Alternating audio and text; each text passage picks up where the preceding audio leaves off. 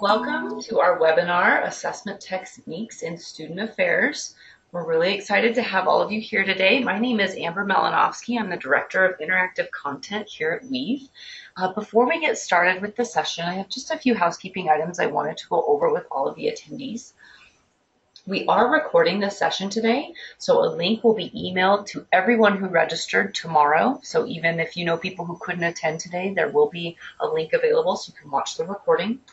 We're going to be doing a couple of polls during the session today. We just want to get to know more about you and give you a chance to interact with the presenters, so be watching for those.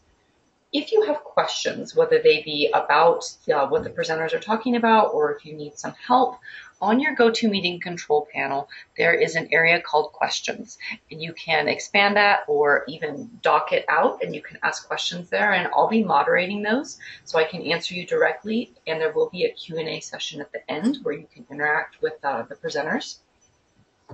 After all the questions have concluded, I will be doing a really quick walkthrough of the Weave platform, so if that's something you're interested in, feel free to stick around, and if not, that's okay too. And after the webinar concludes, there will be a pop-up survey and also an email that's sent with the same survey in it. If you could take just a couple of moments and finish that, it's just a few short questions. It really helps us shape what kinds of presentations we provide and what things you're interested in. We really value your feedback. So that's all the housekeeping. I would like to introduce our presenters. Dr. Darby Roberts is currently the Director of Student Life Studies at Texas A&M University, where she actually started as a graduate assistant, which I think is really cool. She also chairs the assessment team in her division and co-chairs the Committee on Student Learning in the co-curricular, is an Aggie ally, and is on the division's Risk Management Coordination Committee. She was one of the founding members of the Student Leader Learning Outcomes Project, which I'm sure she'll mention today, to promote assessment and documentation of student learning in the co-curricular. She frequently presents at webinars, conferences, and does consultations around the country, and has also contributed chapters to several books. And I actually met Dr. Roberts when I worked at Texas A&M in the Office of Institutional Assessment, and I learned a lot from her, so I'm really excited to hear her presentation today. Kelly Cox has also worked at Texas A&M since August of 2007 and is currently the Assistant Director for Student Life Studies. Prior to coming to A&M, she was the Director for Student Orientation and Leadership Development at the University of Tennessee, Knoxville, and she was an Assistant Director for Orientation of First-Year Students at the University of Nevada, Las Vegas. She's also spent 10 years in residence life during her undergraduate, graduate, and postgraduate years, and through all of these experiences, really focused on student learning and learning environments, and assessing learning is a passion for her and what drew her to work in assessment full time. We have a lot of people on the call today, which I'm really excited about. I know I've really been looking forward to this presentation. I know you're going to enjoy it. And with that, welcome Darby and Kelly. Thank you so much. Thank you, Amber. Well, welcome. We are excited to have you joining us today. As we get started, whoops, let's see here. Get our slides moving forward. There we go. Just a little bit, if you're not familiar about Texas A&M or our Office of Student Life Studies, we have a rather large enrollment with well over 66,000 total enrollment. We focus mostly on our College Station campus, which is still just around 61,000 students. And our department, Student Life Studies, we have 6 full-time staff in our department now, as well as 2 GAs and 2 student employees. And we work with all 17 departments in the Division of Student Affairs and help them with their assessments, any of the assessment efforts that they're doing, as well as their assessment plans. We also work with any recognized student organization if they are wanting to do some assessment. So we do about 300 different projects for clients over the course of a year. And then in addition to working with different clients, we provide education and training programs for our division staff, and we coordinate the comprehensive program review for the departments, and they go through that about every 7 years. So just a little bit about us. And so today we're going to talk a lot about different methods. Hopefully there will be some new methods for looking at how to assess and measure different things that you might be doing within your area. And then we'll also talk about the challenges of some of those and how to overcome those challenges, as well as collaborating and reporting that information. And as Amber said, we have a poll to find out just a little bit about where folks are at in terms of some of their assessment efforts. So Amber, I will turn it over to you to run the poll. Okay, I should be able to see that right now. Which of these best describes your assessment engagement in the Division of Student Affairs?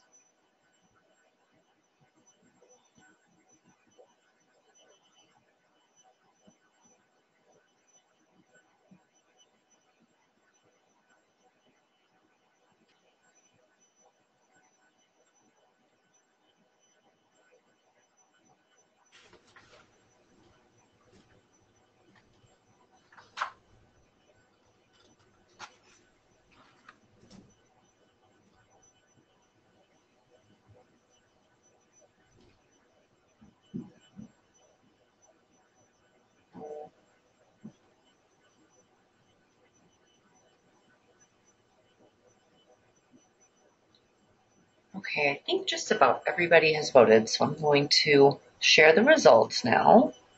Okay.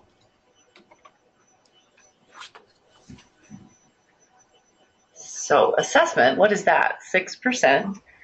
We assess only what we have to, 19%. We do some assessment, 62%. We have a solid assessment strategy, 13%. Well, wonderful. Well, it looks like at least, going on maybe 3/4 are doing some assessment. And like I said before, hopefully you will learn some new assessment methods or something different that you might be able to try. And if you're doing minimal assessment, then hopefully there are several options of some things that might work on your campus and that you might be able to do. So as we get started, really the first thing to think about is what information you're trying to gather or what you need to know. And so it's really kind of asking yourself several questions. What information do you already know? What are you still trying to know? If you're looking at programs or services, who is your population, and is that the population that you want to be or should be serving? If are clients satisfied with the services that you're providing? You can look at the effectiveness of those services that you're providing, as well as then what are students learning from those experiences? And so what are they gaining from either the events that they're attending, the leadership roles that they might have, or different involvements that they have on your institution, at your institution? So thinking about some of those types of questions as you get started and try to figure out what to assess. And one of the things we often tell our staff is really thinking about those types of questions, but not everything has to be assessed every year and done every single time. So maybe sometimes you're looking at one aspect, and then the next year you might look at something different and kind of come back around to it after a couple of years. So it doesn't have to be everything every year all the time, because I think that becomes then a barrier of actually being able to get it done and not feel like you're just doing it for the sake of doing it. So then thinking also about university context, and at Texas A&M, so these are our undergraduate learning outcomes. And so thinking through at your institution, does either your institution or the division have learning outcomes or a strategic plan?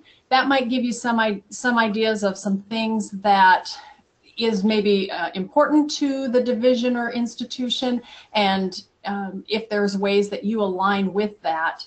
And then look at maybe if you're not gathering any data on that, then that could be an area then that you begin to gather some data on and understand what that looks like for your students or clients. And then thinking about different roles. So we often tell our staff here just to start somewhere, that sometimes that just taking that first step and even gathering some information about something that they're doing it may not be perfect, but at least it's giving them a starting point. So really thinking about what questions you want to know information about, what are you not knowing about, and how can you ask questions that can help you make continuous improvements, whether that's improvements to the services that you provide or improvements to the leadership roles that students might have, or the programs that are put on for students, whatever your context might be. It can also be student employees that work in your departments, and how you can continue to improve their experience, what they're gaining and learning from that process. I think engaging students in their own learning, I often told, when I was an advisor, I would tell students that they should be learning something from this process and that experience. And so I think setting that as an expectation is important, and letting them know that you do expect that this is worthwhile of their time and that they should learn something from that. Providing students with feedback. And then I think that last bullet, that articulating and documenting what students are learning, becomes very important in terms of being able to share that back with the institution of how your services or your programs are contributing to the institutional goals. So I am going to turn it over to Darby, and we'll start talking about some of the assessment tools that we're going to talk about today. Yeah, thanks, Kelly. There are a myriad of assessment tools, different options. Some are more complex, some are easy, some take more time, some don't take very much time at all. And in this hour-long presentation, we're not going to be able to give you in-depth analysis of all kinds of assessment tools, but we're going to hit the highlights of several that might be useful for you working in student affairs. Some will be about student learning, and some will be more programmatic assessment, or things that you need to do initially to begin to assess in the Division of Student Affairs, or really anywhere that you work. So the first one I'm going to talk about is tracking, and that's really looking at who you serve. So who are those students or staff members or clients that you have that attend your events, that partake in your services, and also who you don't serve. And so understanding who you think your target audience is, and do you actually serve that target audience, and are there students or staff or clients that you're missing that you thought you would be serving? So important to be able to track that. And you're looking at people, so how many people attend your events, what demographics do they might have that you keep track of. It might be hits on your website, it might be phone calls to your office, it might be the number of projects that you complete and what type of projects those are, but some way at the very basic level that you are tracking what you're doing, and so you can look at your effectiveness and efficiency. One of the benefits is it's pretty easy to do, whether that is just keeping a check mark by the common questions that people are calling your office asking, so you know what those things are, to card swiping, attendance for your events, and then you can make those comparisons from year to year if you keep track of that.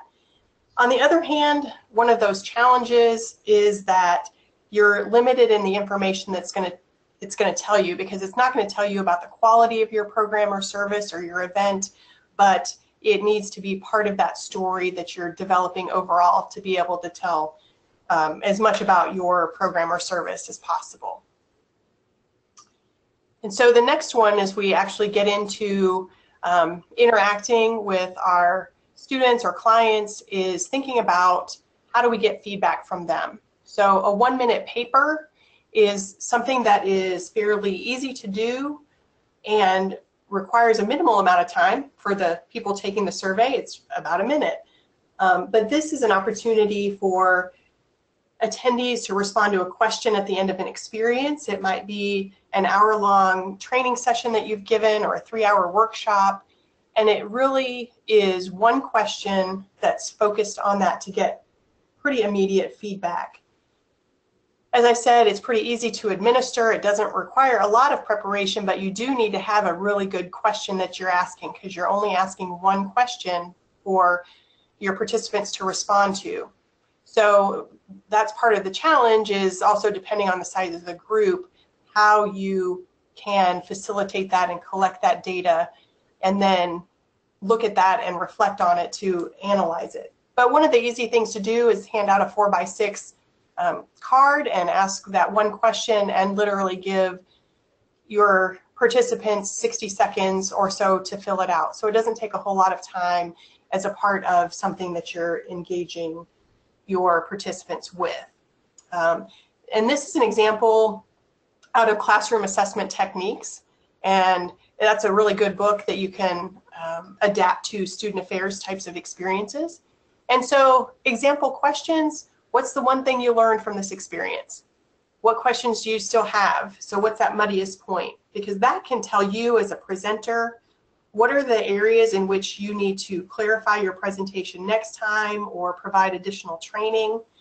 How will you apply what you learned? So always thinking about that student learning piece of, we want students not only to take in information, but be able to analyze it, synthesize it, and apply it in a different setting.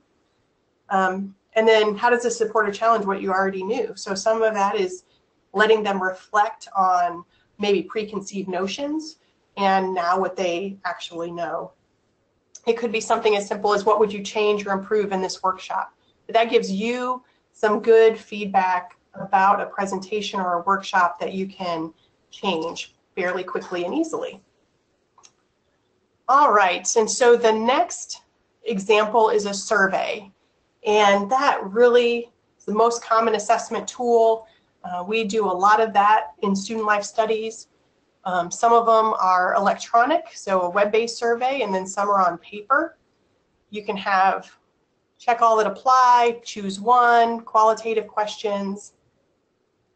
Probably the vast majority of you, if not all of you, have taken a survey at some point in your life, whether it's about your dining experience in a restaurant to what you learned from a workshop. So it's fairly simple to design and administer. Quick method. It's something you can send out to a lot of people and get that feedback quickly and in a cohesive format. At the same time, we in Student Life Studies have also challenged people to not use a survey, because they tend to want to ask a lot of questions. Students are over-surveyed, and so we really try to limit that over-survey phenomenon and be really focused in what people need to ask. And so whenever we talk about assessment, we challenge staff and students about, what is it that you really need to know? Because if you ask 100 questions on a survey, you can't address 100 things in that next year. And so really being focused about what you ask. And then examples, this can be everything from satisfaction. So I mentioned going to a restaurant and getting a satisfaction survey. You could be looking at needs assessment. So if you're starting a new program or looking at students in the residence halls and are wondering what types of programs they need or want, how programs need to change, or what policy needs to change. And then you can also look at it as a student learning assessment. So you can have a direct assessment, so you might be actually testing them on their knowledge. So if you have a training program for resident advisors or students who work at the rec center, and there are certain things that they need to know, you can do a survey as a test and understand their knowledge, and then understand where you need to follow up in terms of additional training. And at the same time, it can be used as an indirect method of assessment of their reflection on their learning, or determining their perspective on an experience, a workshop, their whole leadership experience. And so it's a pretty simple, common, easy way, but it can get complicated fairly quickly. Then the next one is about rubrics. And we used rubrics a fair amount in our division. And Amber at the very beginning talked about the Student Leader Learning Outcomes Project. And that really was a cohesive division effort to understand student learning on that leadership level.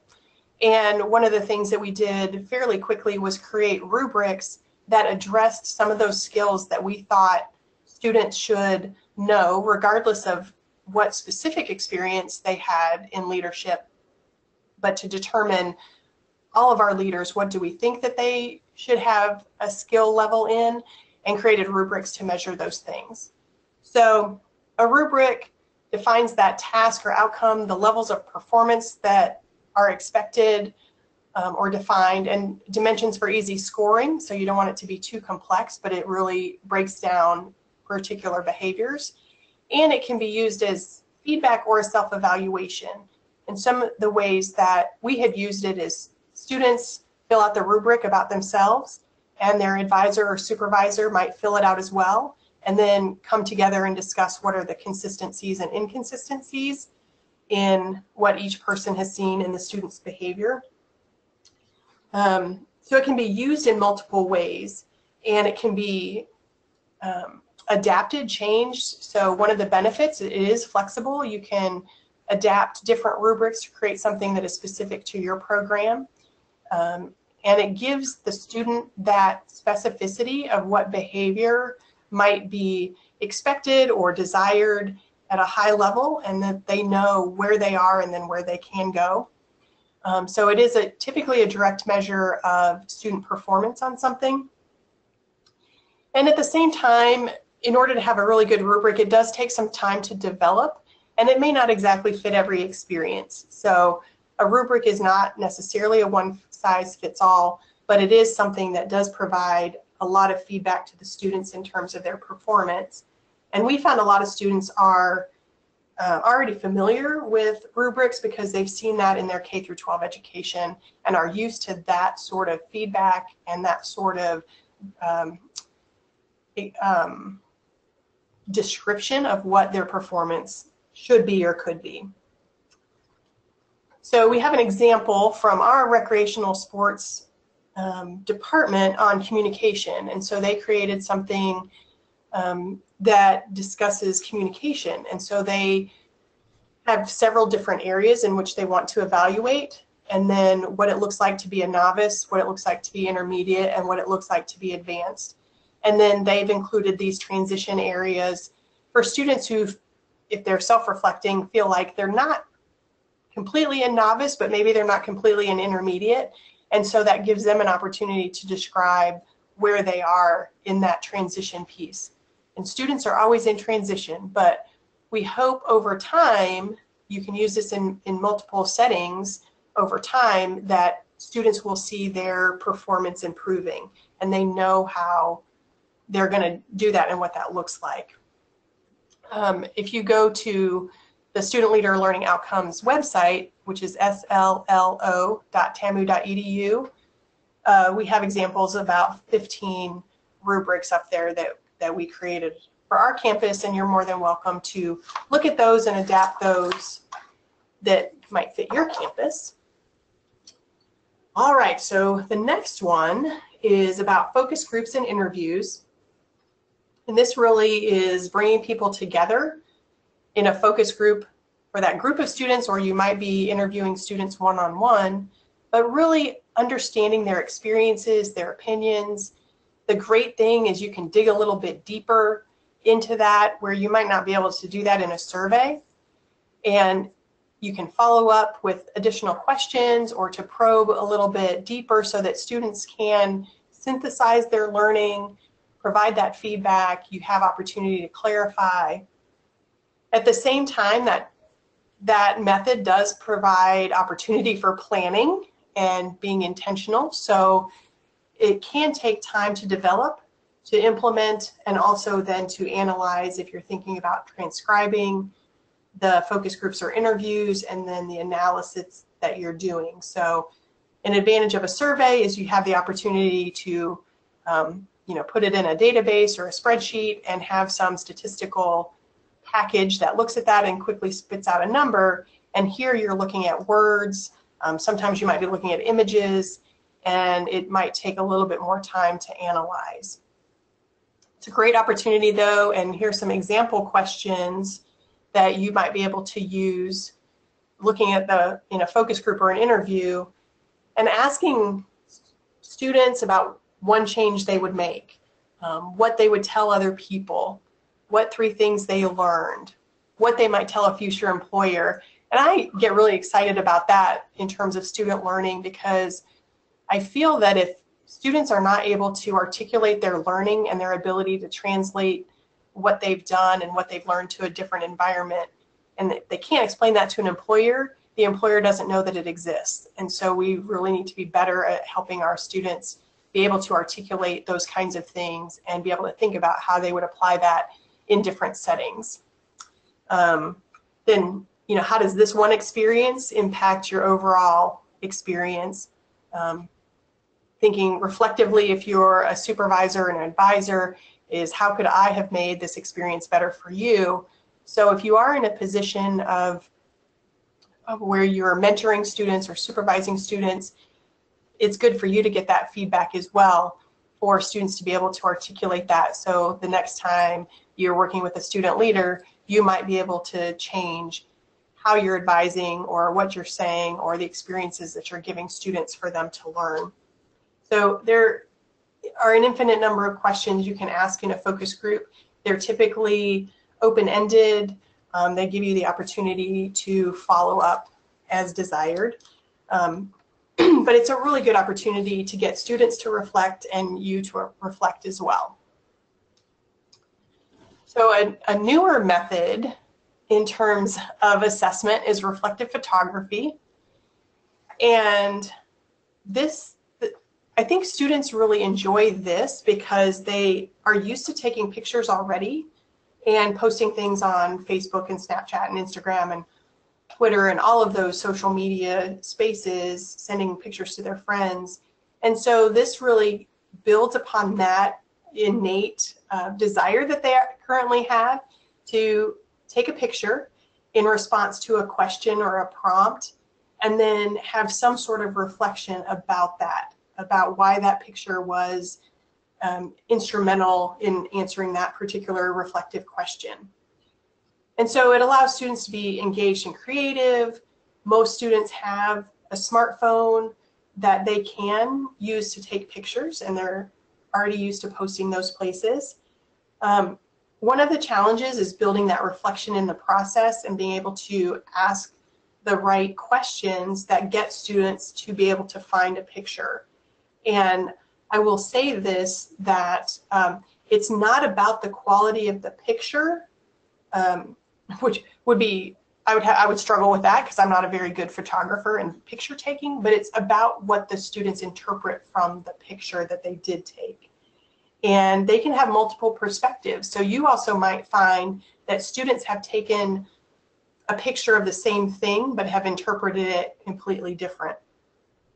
And so some examples that we have, you can use this with maybe some core values for an organization and what those mean to students. And you might have them doing a photo scavenger hunt, or it might be an individual project where one day you give them the prompt and ask them to go take pictures of something that answers that question, and a week later you're having a discussion with them as a group or individually about what that picture means to them. So here's an example of how you could implement this, is give them a period of time to be in groups or as pairs or individuals. This one uses the values of the organization, and so have them taking pictures of those core values and them being able then to upload that somewhere and be able to write about why that picture answered that question. And then afterwards, you can have a debrief with the organization. So let's see, next slide, there we go. Is talk to them about what that was like. So was that challenging? Was it easy? Did they immediately find things to take pictures of? What were those aha moments? And it might be, what conversation did you have with your group about what pictures you agreed on to take, or what pictures meant to different people in the group?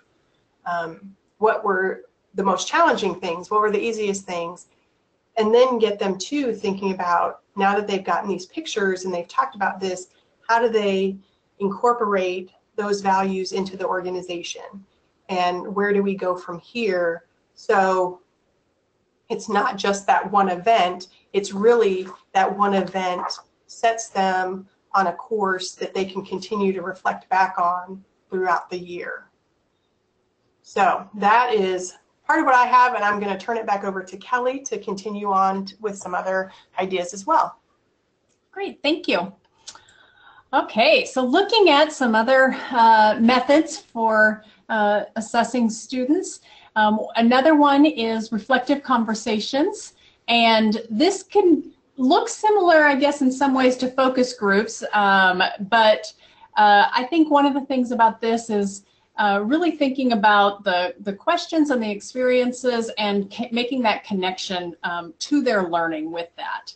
I think those conversations allow for students to, in some ways, be challenged to think in a different manner than maybe they have thought about, but really thinking about how to take something from one experience and apply it in a different experience, whether that is taking something from their classroom and applying it to an organization that they're in, or the other way around. What are they doing in their organization that they actually can take back to their classroom, or a different context even. But I think one of the biggest challenges that we have seen here at Texas A&M is that it does not always come very naturally for us as staff members and for our students. So this has been, reflection has been a big focus at our institution for several years now, and still are working to help students be able to do that easier, to think about that. It's just not as natural. We quickly move on to the next thing. One program ends and we don't think about anything about that program. We just immediately move on to the next 20 things on the to-do list and what's going on next, and taking that time to stop and think about what went well, what didn't go well, what did I learn, what could I have done differently that may have had a different outcome, things like that. And so I think helping students in that process, and I think being intentional in some of those conversations, allows for that process to happen. We use some work from Baxter, Magolda, and King with their self-authorship that they had done several years ago, and broke up some of that information at looking at it in different times of the year. And so really focused, or at least the time frame that we've provided most of our advisors with, looks at it from experiences that are for like a September to April kind of a time frame, although it could be adjusted to whatever time frame that experience is at your institution. But so some initial questions in that early fall or getting started, but asking students about what they're interested in an organization, what they expect to learn, what they hope to learn, what they want to accomplish. Some of those really getting acquainted type of questions and conversations. And then looking later on in that first semester, might be looking at you know, kind of asking them some questions about how things are so far. Why they're doing certain things. So why something has worked well, why something hasn't worked well. But I think taking the time and giving them some time to really think about this and answer these types of questions at the end of the first semester gives them the opportunity then to make some adjustments and changes and see that change in the second semester. So they're able to maybe identify that they are not doing something very well, and then how they might go about and change that or improve that, and it gives them a chance to actually then practice that. And then looking in that second semester that a student might be in an experience, but what they're learning from that. And I think sometimes it's similar questions, but I think asking them at different points, their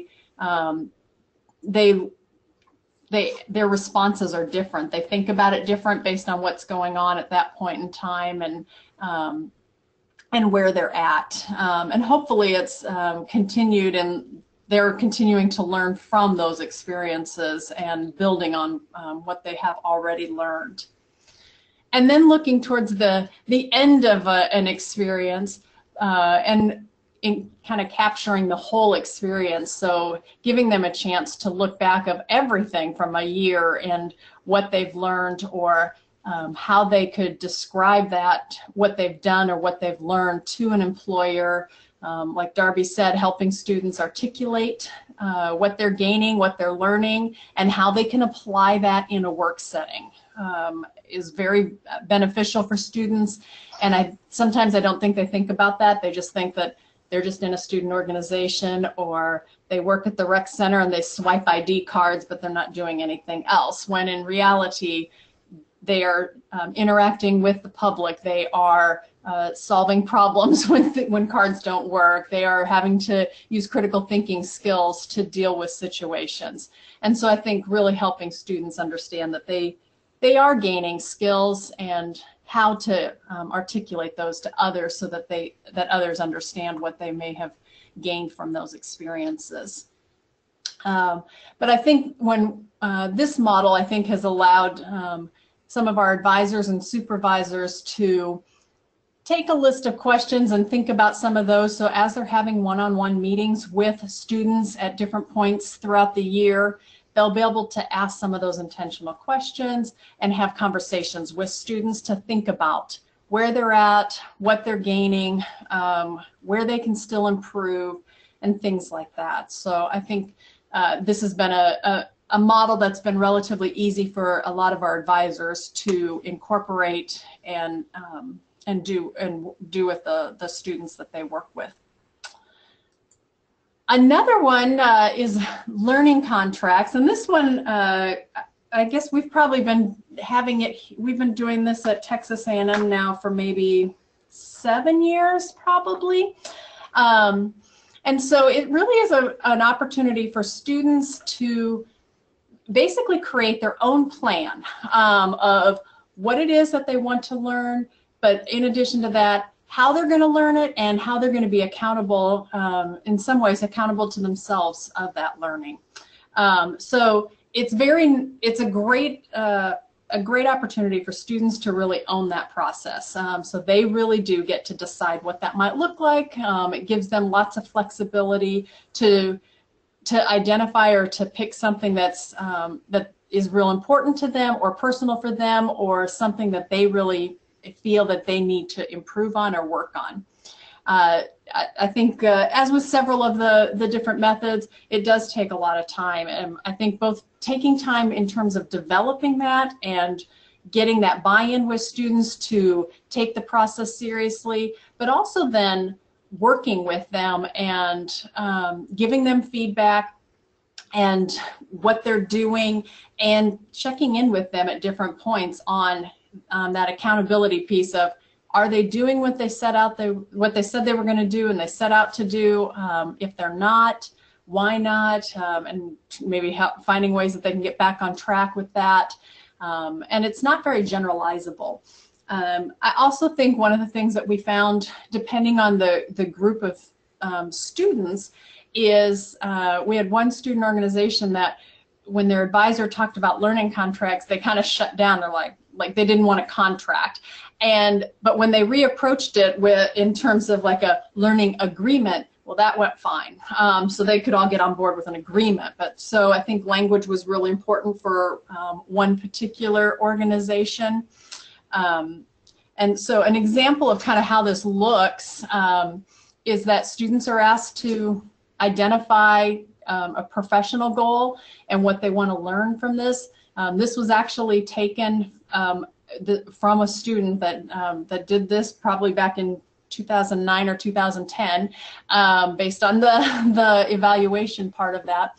But what this individual student wanted to gain, and so how they were going to learn that, and what kind of steps they were going to take to do that, and then how that would be evaluated. And so most of the time when we've had organizations that have done this, students will kind of create off of a template, answering questions about what their professional goal is, their learning objective, learning method, and the evaluation. And then advisors will often give them feedback and challenge them on, is this method going to really get you to this objective? Or, is this a reasonable method, or reasonable time frame for this, or the evaluation piece, and kind of work with them then to finalize that, and I guess in some ways clean it up and make it more usable. Some organizations have had other students serve as like an accountability partner, and they've been matched up with somebody else in the organization, and so every so often they would meet and they would share with one another how they're doing, what they've learned, kind of where they're at in terms of accomplishing that goal. And I think the nice thing is that for some of the organizations now that have been doing this for several years, they've really created a culture of learning in their organization. And so the student leaders come in expecting that they're going to do a learning contract, expecting that they're going to be learning something from this experience.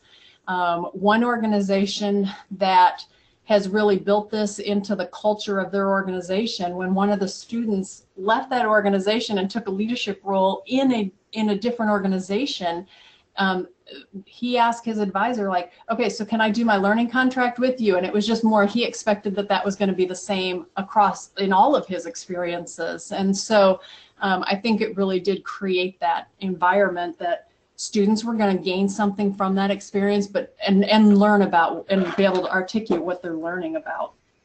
And then the last method or example is really looking at program reviews, and this is probably most appropriate for like either a larger unit, larger department, but it can provide some very powerful and meaningful assessment of how well an area is doing in terms of achieving their mission, their goals, their outcomes. So what they say they're going to do and are doing, is that really what they're doing, and is that what's happening? Again, I think with the challenge with that is probably the timing of things, that it can be a very long process depending on how it's structured and how it's set up, and can involve a number of staff, especially if you're looking at a department. And then examples, the Council for the Advancement of Standards in Higher Education has 45 different functional areas that you can look at, and for each of those areas they have the general standards for that practice and that area, as well as some self-assessment guides. And so being able to look at whatever area is most applicable, and are you doing some of those things that are kind of lined up with best practices and things like that. And I've listed the 45 that are from their website here, and some of those I've shortened down what they say on their website, just for space and being able to have them all show up there. But there are lots of different ways that you can look and find something that kind of fits for your area. So, and then kind of looking ahead at just some overall challenges, but really being able to overcome those challenges. So I think with many of them, time is a challenge for a lot of people, that more and more we have more things to do and not enough time to do them. And looking at the resources, especially the people resources, to be able to get things done. And so I always encourage our staff to think about, making something manageable. What is one thing that they could do? What is, what can they do? I think it's real easy to talk about what I can't do, but what can I do? What are the small things that I can do? How can I incorporate things into the things I'm already doing? So I already meet with my student leaders, either in executive meetings or one-on-ones. Okay, well, how can I take those meetings and be more intentional with those? And how can I think about ahead of time of questions that might be appropriate at different points in time, based on the time of the year or what's going on within the organization. If I'm working with student employees and they've just, dealt with something or did something in the office, how can I take time and ask them about that, or get them to think about what they could have done differently, or what did they learn from doing that, or what worked well.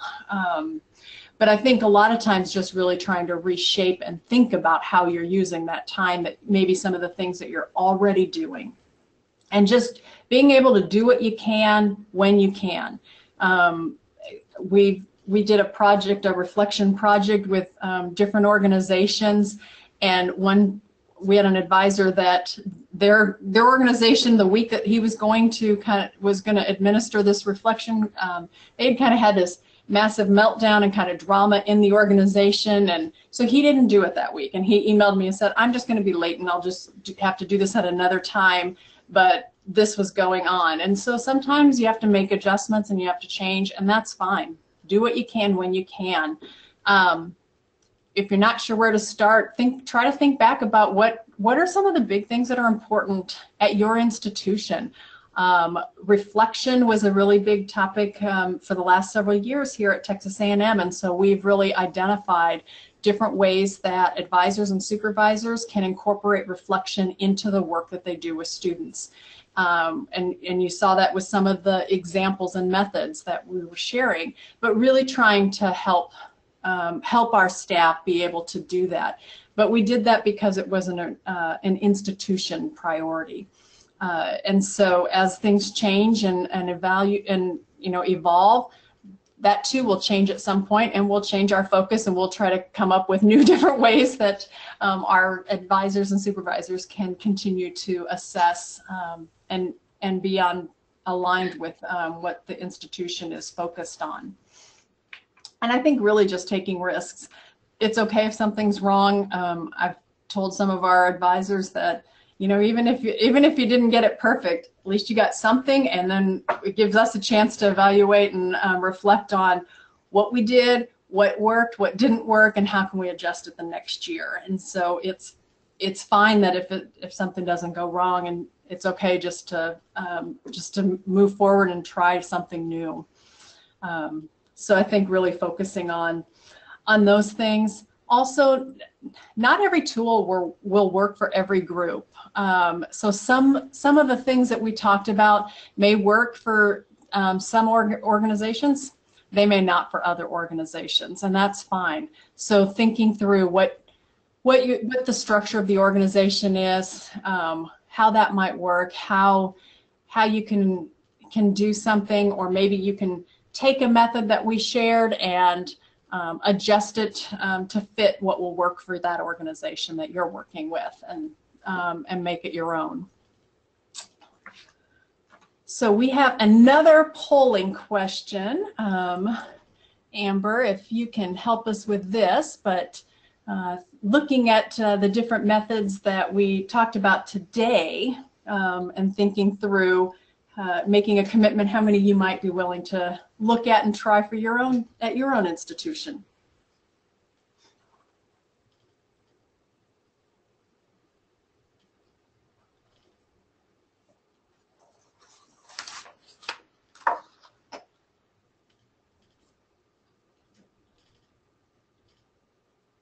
Let's give everybody just another moment to respond to that. Okay.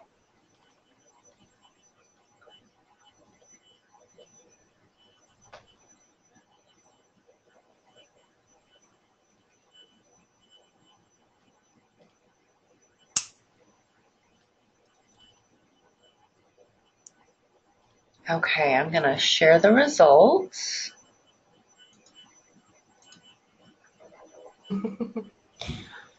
So well, that's nobody selected the first one. That's great. Good.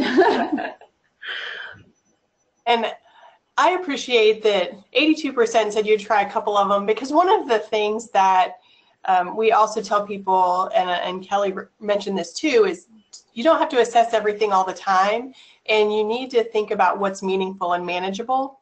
So, but the 18% of you that said, I'm on board, sign me up for all of them, great enthusiasm. And we know, just get in there and give it a shot and try things. So hopefully this gave you some ideas about what you might be able to do in the future. And so as we wrap up, one of the things I'm going to talk about is that collaboration piece. Because you're not in this alone, you sometimes might think that, but actually you have the opportunity to partner with other departments in student affairs. So it might be something that is of interest on a broader scale. So as examples, we had 2 different departments who were interested in understanding perceptions of diversity in their organizations. And so knowing that that was an important topic, we actually managed to do the focus groups focusing on that topic for both organizations. And so it wasn't just working that one organization doing those focus groups and then being separate from the other one. So thinking about how we can partner. And then orientation.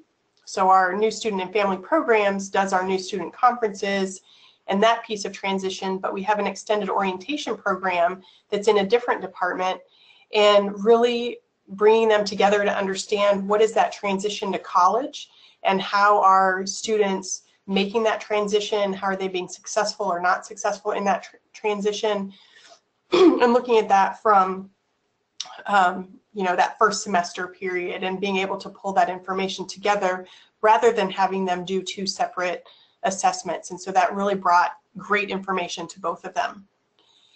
And then outside of the division, thinking about those academic partners, other people on campus that you might be able to work with. So for example, Rec Sports might be working with the Recreation, Park, and Tourism Sciences Department, and those have some natural connections. And so they've been able to do some things together, and thinking about what each organization brings to the table and being able to build on each other's expertise and build on that assessment piece. With Residence Life, we've got our living learning communities. A lot of those are sponsored by academic areas, and so there's a natural fit for assessing that in a collaborative, cohesive way. And then your institutional research office, or it might be called institutional effectiveness, institutional assessment, looking at those broad things that the campus is concerned with. And so we participated in a campus-wide teamwork outcome assessment because we work with student organizations who are considered teams in a lot of ways, and really were able to bring that to the table, whereas they had the connections looking at classes that had teamwork in terms of team projects. And so we had a natural fit to say, we have students who probably would be willing to take this about the teams in the co-curricular. And then looking at national assessments and understanding what information is available that is relevant to student affairs. So it could be everything from the National Survey of Student Engagement to, on our campus, we're in the Student Experience in the Research University Survey. But bringing those things together and having those conversations about what's useful, who can access that data, and how you can partner with those other organizations on campus to give you a better perspective about assessment on campus and how the division contributes to that. All right, and then the sharing piece. So we cannot underestimate the importance of how you are sharing the information that you get. And it's incredibly important to consider all your stakeholders and the different methods that they might like. So what a vice president for student affairs might be interested in is different than what students in an organization are interested in, or state legislators, or parents, or faculty, donors. So be thinking about who those people are that you need to share information with, and whether you're also bringing them into the conversation earlier and having them part of that assessment process, or whether they're recipients of data, particularly if you want them to make a decision about something. And then thinking about your institutional reporting process, whether that is through Weave Online or another platform that your institution has in order to collect that assessment information. You might be thinking about annual reports. You might be in the midst of doing annual reports right now, or you might think this would be a really good opportunity to tell our story and to get that information out there so that our constituents know who we are, what we do, and how well we do things. And then putting things out on websites. So your departmental website, are you using that effectively to share assessment information back out to the public that can see that? And it might even drive more hits to your website if you have continuing updated information about assessment that you've done. That said, there are a million ways in which to share results. So a very busy screen here says we can put things up on social media. So you might already have a Facebook page, Twitter. Some departments have a Pinterest page and put assessment results up there. You could be thinking about more of a traditional presentation of data, whether that's writing a report, which might be 10 pages long, or you might be thinking about an executive summary that's 1 or 2 pages long. You might be thinking about PowerPoint and making in-person presentations or webinars about information that you've learned. So there are many, many different ways to get information out there. Popular right now are infographics. You might be putting things up on YouTube, on your website that we talked about earlier, and thinking too about how you're presenting that information. So are you using graphs and charts? Are you using words, like in a word cloud? You probably wouldn't send your vice president a word cloud, but the students may really resonate with that visual image. And when you're thinking about how to share results, be thinking about the level of education and experience that your audience has. So are you talking to faculty? Are you talking to undergraduate students? Are you talking to staff? Are you talking to parents? And then what's the point that you're trying to get across? So not everybody is interested in your 10-page report, but they might be interested in 3 bullet points, and being able to call that down by audience of what you think that they're going to be interested in. And then different audiences require different sharing. So you might know staff and be able to identify staff on your campus who are very quantitative in nature. They want to know the bottom line. They want to know the trend from last year to this year. They want the number. And then you probably know people who are very much about the story, about the individual, about the words and pictures that resonated with an assessment project, and that's how they make decisions. And then too, thinking about who might challenge the results or how results might be challenged, and being able to address those proactively so that you are not challenged or not surprised by a challenge that you have, and providing just the right amount of context for that. And all in all, be thinking about the decisions that your participants, your audience, are going to be making. Do you want them to change a program? Do you want them to tell other people about something? Do you want them to give money to your program? And how you want them to make a decision, and then thinking too about when those decisions are going to be made. So thinking about the budget cycle on your campus, and when is the appropriate time to share results in order for that to inform the budget process and decisions that are coming up. So many, many, many ways to share, but be thinking about your audience, what you want them to know or do, and what difference you want to make as a part of that. And so we have, I think, a couple minutes left for any questions that you might have. You can put in the chat box, and or Amber may have gotten some messages as well. I did. I have a few really good questions already. Thank you both so much, Darby and Kelly. That was fantastic. Even though I've been doing this a little while, don't know near as much about the student affairs side as you do. I found a lot of awesome stuff in there that I would try if I were doing this. So thank you very much. That was really, really helpful. So the first question, what are some best practices as far as which students should be involved in a focus group? Should there be a mix of responses randomly, or just those that responded negatively or positively? How do you make up those focus groups when you do those? I think one of the first things to think about is who has information that is going to be valuable to you. So is it someone who has participated in a program or a service and might have that feedback? Is it someone who has not participated in that program or service that you're trying to get that information from? We've had some focus groups where we've tried to do a random sample, and I think that's a struggle because if people don't have some connection to that topic, they're less likely to volunteer and show up. So I think typically you want to have people who have some connection to that program, that service, that event, that have information to tell you. You might get a whole range of people who love it and people who really dislike it, and that's okay. And then thinking about the structure of, do you want similar students together in one focus group, or do you want to mix them up? So lots of decisions. I don't know that there's necessarily one right answer in terms of creating that focus group setting.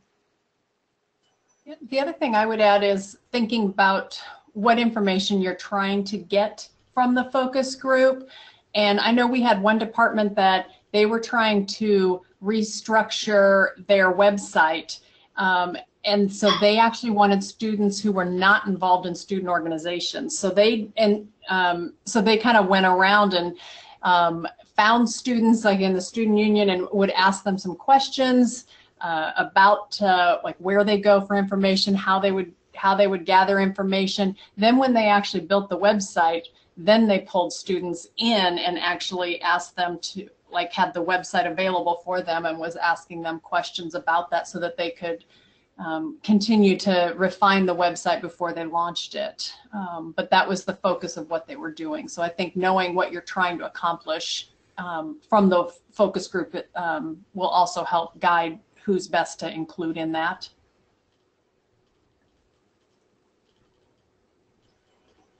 Very helpful. Our next question, how do you track data such as student usage and attendance or specific program cohorts across divisions?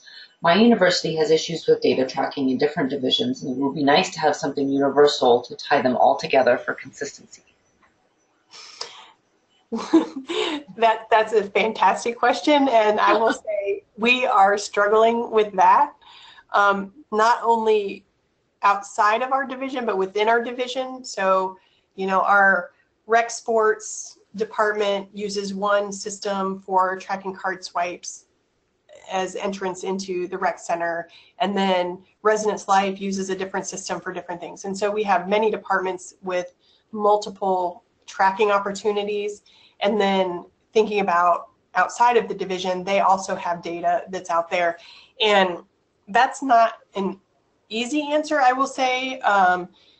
Right now, we're working with our academic counterparts to create some sort of data warehouse where all of that information will go into a cohesive place that we can pull out information to get really a better picture of a total student, not just students in student affairs or students in their academic environment. So unfortunately, I don't think there's an easy answer to that. I think some institutions do it better than others, and maybe 5 years from now, I can say Texas A&M does that fantastically. Can't say that right now, but we're working on it, is really talking to the folks who can make that happen or who can purchase systems or develop systems that will bring that data together.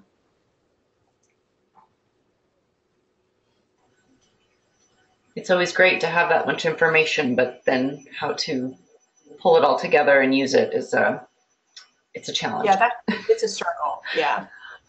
There's actually a related question to that. When you gather data, how do you tie it all back to student success? And from these methods of assessments, what's the most effective way to capture that and share it with your administration? So, and the previous question was kind of about tying it together, and this one's a little bit more about if you manage that, what's a good way of sharing it? Oh, go ahead.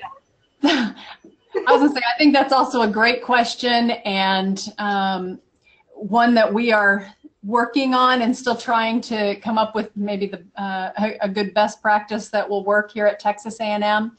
I think one of the things that we have started looking at more intentionally are some of our different experiences. So students that are involved in one of our recognized high impact practices, or students that have participated in certain events or activities, certain leadership roles, things like that.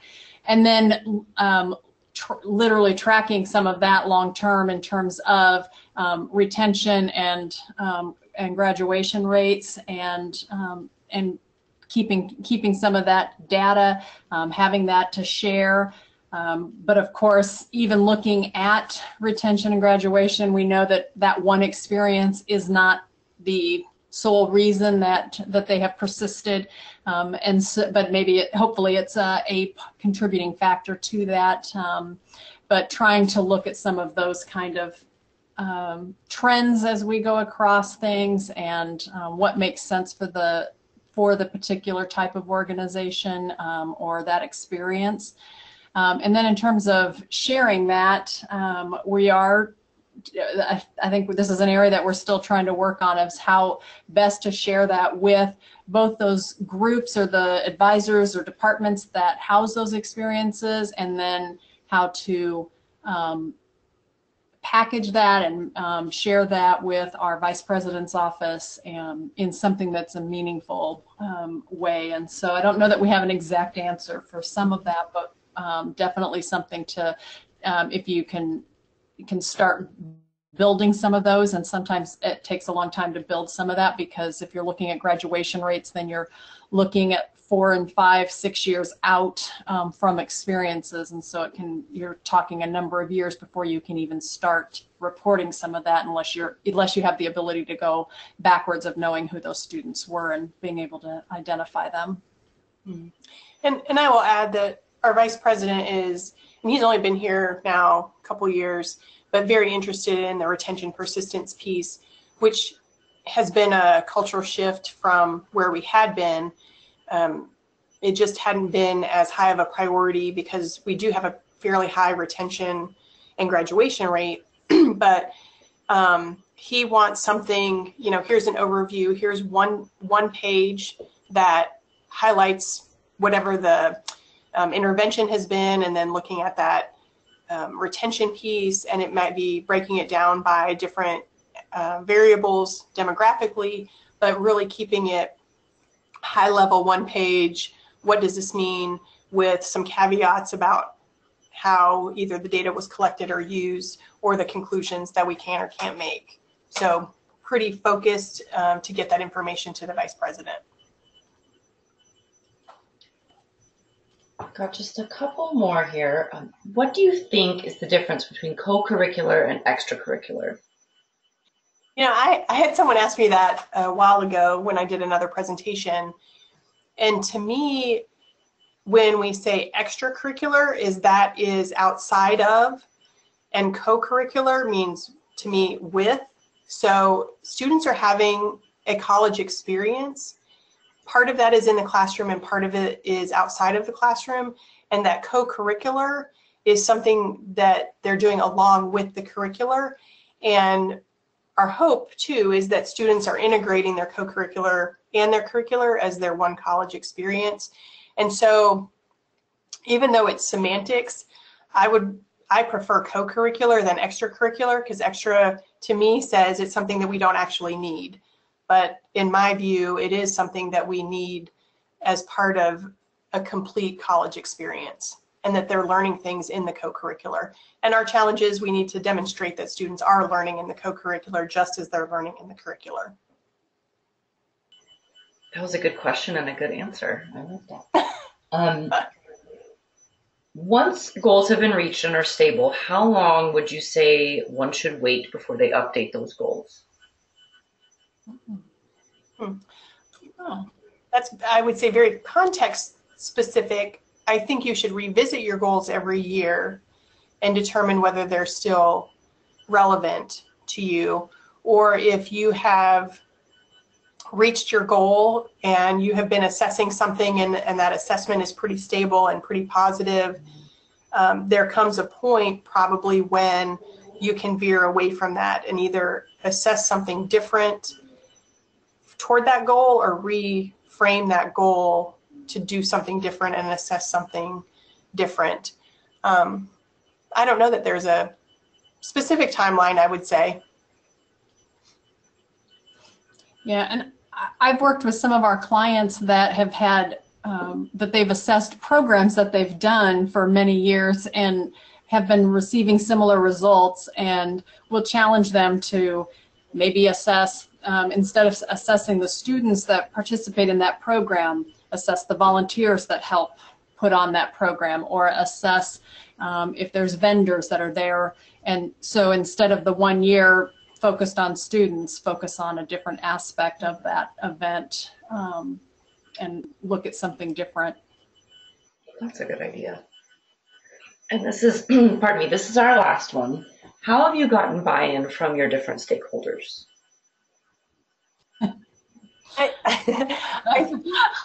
That's a great question. These are really good questions. These participants are definitely assessment people because they ask really good questions. I think one of the things in our division and our focus on student learning really came as a grassroots effort. And really, from student life studies perspective, for a while, people were continually assessing satisfaction, which is great. And it's something that you need to do depending on what your department is. But we really wanted to challenge folks to move forward and to do a little bit different and to engage in student learning. And so we really got advisors together and had a great conversation and brainstorming about what we think that students should learn from their leadership positions. And at the same time, we had done focus groups with some faculty, because our vice president had asked us to do that, to understand what student affairs could do to contribute to student learning in that way, of what faculty didn't or weren't able to teach in the classroom. And lo and behold, that brainstorming with the advisors and what the faculty members told us were really similar. Students need to be able to communicate well. They need to be able to work in a team. They need to be able to work with people who are different than they are. And so from that, we really got a group of people together to say, this is a grassroots effort, and let's talk about this and let's do something with it that we haven't done before. And I think we had a great group of people who were interested and then committed to student learning. And so that has really benefited us throughout the years, over a decade of really our division focusing particularly on student learning in addition to other assessment types as well. But it really, you got to get people who believe in it, who buy into it. And then if it's a matter of education or resources, is being able to find those things that you can help other people integrate that into their daily life. So part of this transition too to student learning was, what can you do different, not what can you do more? Because that's loud and clear, and probably at your institution too, staff don't have time to do more.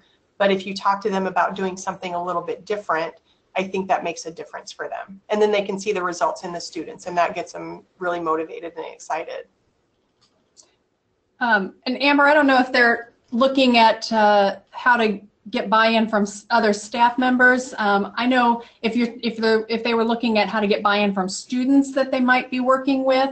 When I first came to Texas A&M, I was in a different department and worked directly with student organizations. And one of the groups that I first started working with had done no assessment, and that was not at all part of their culture. And so it was small steps. And the first year when I tried a couple things, it backfired and did not go very well. But I just kept trying. So instead of, because I had tried to introduce a rubric and that did not go anyplace, but instead of actually having a sheet of paper with the rubric on it at staff meetings, when I would meet with the executive staff, I would talk about aspects that were on the rubric and get them to kind of share some feedback and where they were at. And so they were basically answering the questions, but they didn't know it. And but I would just keep asking different things at staff meetings, but more in a more casual setting, and they didn't necessarily think that that was assessment, but it was more of a looked like a conversation with them. And then towards the end of the year, then it was a lot easier to talk to them about more of reflecting back on the whole year, what they learned, what went well, things like that. And so it was more of a slower approach to build that in. And then when we had a change in leadership, working with that new chair to have more buy-in about that experience. But I knew who the new chair was, so at the end of the year when they were talking about what they had learned and what they hadn't learned from that experience, when then I worked with that chair the next year, I pulled up those notes and so talked to him directly about, okay, so last year you said you got this out of the experience. So what are other things that maybe we could build on, and how would we build on that, or how would we be intentional about that? And so then there was more buy-in about, oh, so I made it more personal to them of what they were already doing and what they were already talking about, and tried to approach it. But it took a couple years to really build some of that in, so that they realized that they were doing that, or that they were learning about different things. So I think sometimes it's even just starting off real slow in the conversations that you have with student groups.